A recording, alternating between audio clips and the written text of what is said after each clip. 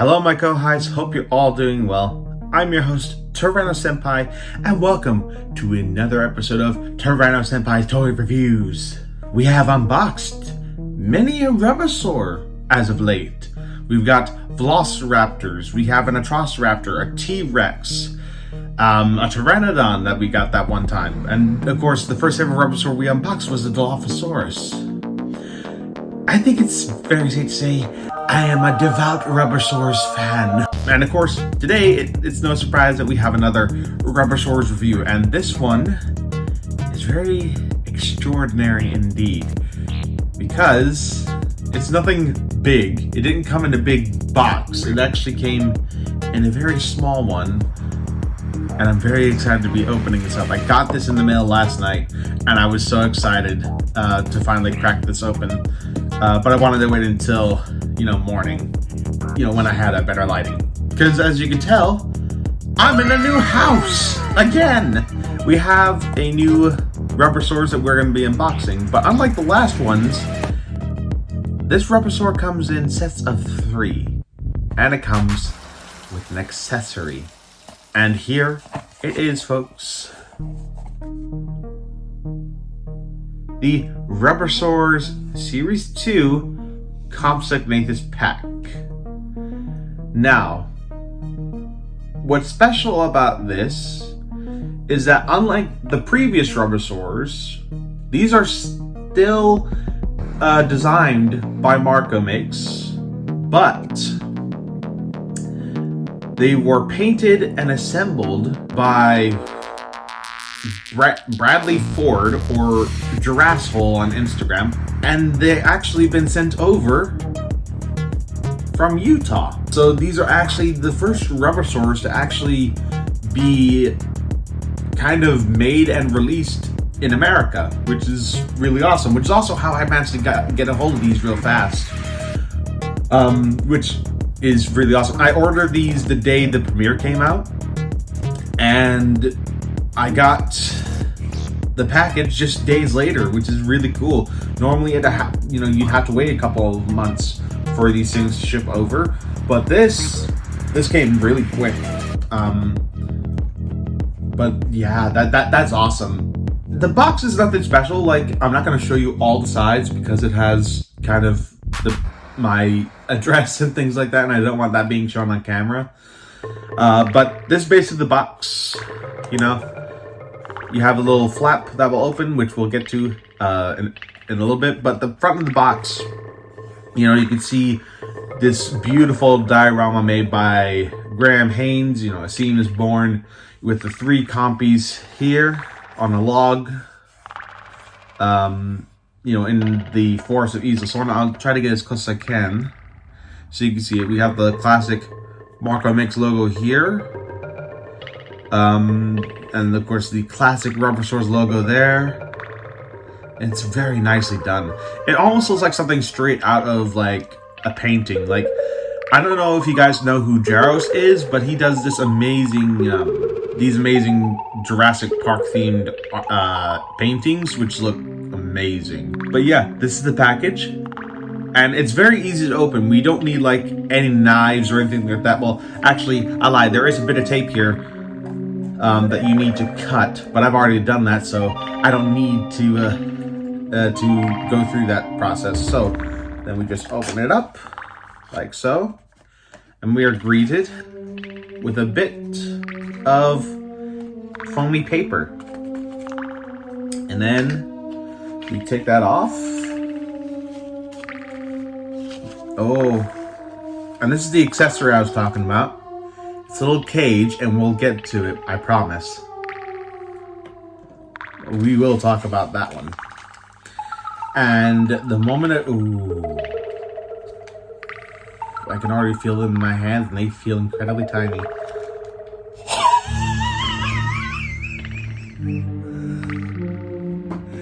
Y'all, look at how tiny they are compared to my face.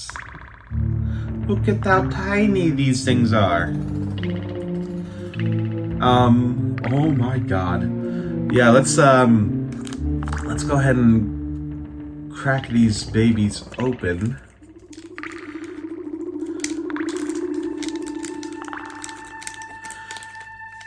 I'm going to be very, very careful because I know these legs are made of resin. The rest is totally made of rubber. But look at how tiny that is. That's so tiny. Let's see if we can get a closer look at these guys and the cage. So before we move on to the main event, which I'm assuming for you guys would be the compy, I want to bring your attention to this accessory that came with them, and it is a little cage that you can put them inside of, and it is very well designed. Now this particular accessory was not designed by Marco. It was in fact made, if we flip it over, by Saurs Art, and she has done a beautiful job of crafting this cage. It feels mostly like it's made out of hard resin, but the bars are rubbery, so they won't snap off. I love the little metallic paint that's been put over with the little black bits of airbrush. I'm assuming that's what that is, sprayed on. And if we look at the top, we can see more of that black wear and tear. We can see the little latch on the top of the cage, and the lid does come off, just like that. A really nice and cool accessory, and the first accessory I have in the collection, so I can't wait to see the rest. And for what I know you're really looking forward to, the Compsognathus, and I had to hold this baby really, really close to the camera because this little guy is tiny, absolutely tiny. Look at this sculpt. You can still see the little bits of detail along the body. Oh my god.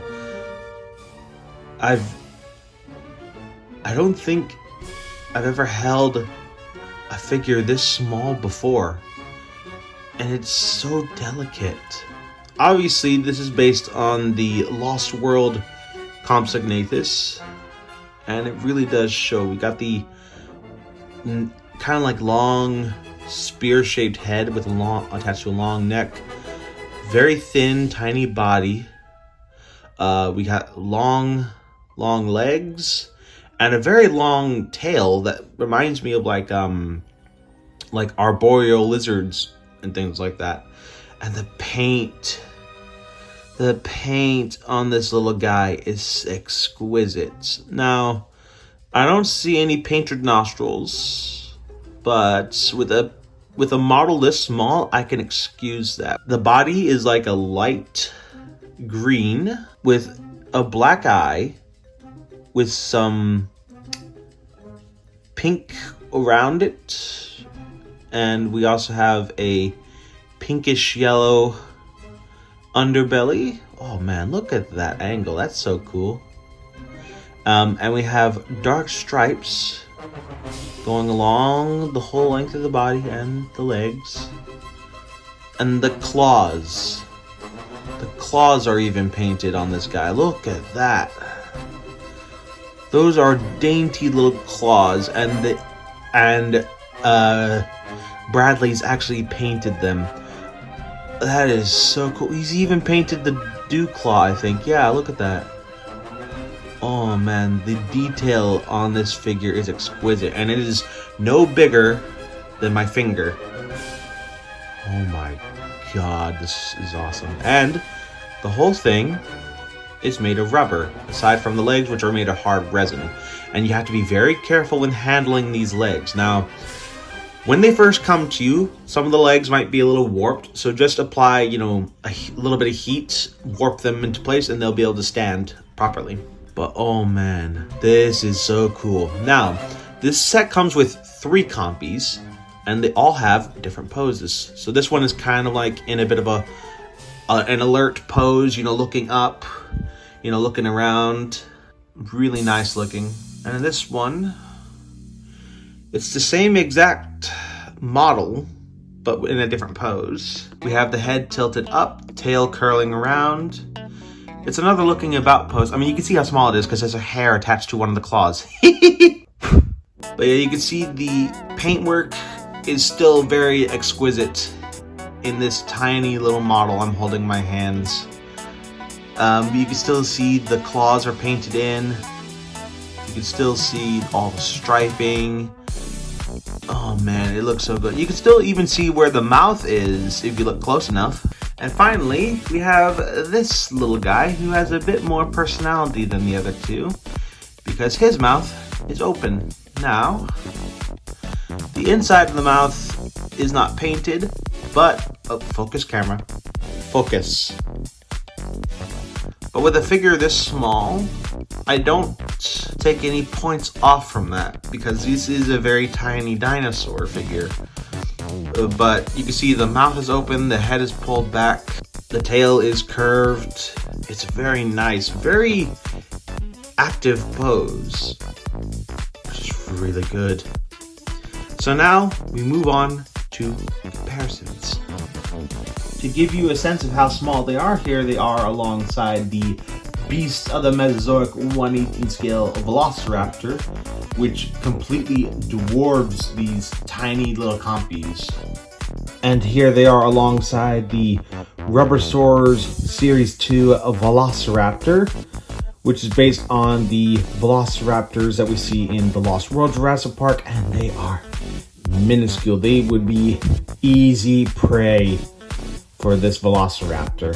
And for one final comparison, there are the compies right next to the RubberSaurs Tyrannosaurus Rex. So we have currently the biggest RubberSaur next to the smaller ones. And oh my god, you could barely see them in the camera, but I promise you they're right there. They are so tiny. And returning back to the cage, if you want to put your compies in here, all you have to do is take this lid off, take your compy and bend it a little bit to put it inside. So give me a moment while I do just that. And here they all are inside their little cage with their heads sticking out from the front and their tails in the back. Not really that hard to do. I would recommend putting them in tail first, as they can easily slide through the bars, and then gently push the heads through. This is the easiest method I have found. Overall, I really love this set. I love the cage, and I love the dinosaurs that come with them. And now that we have compies, the door has been open to so many other tiny RubberSaurs. We could have Microceratops, Lystrosaurus. We could have Locust, maybe? Nah.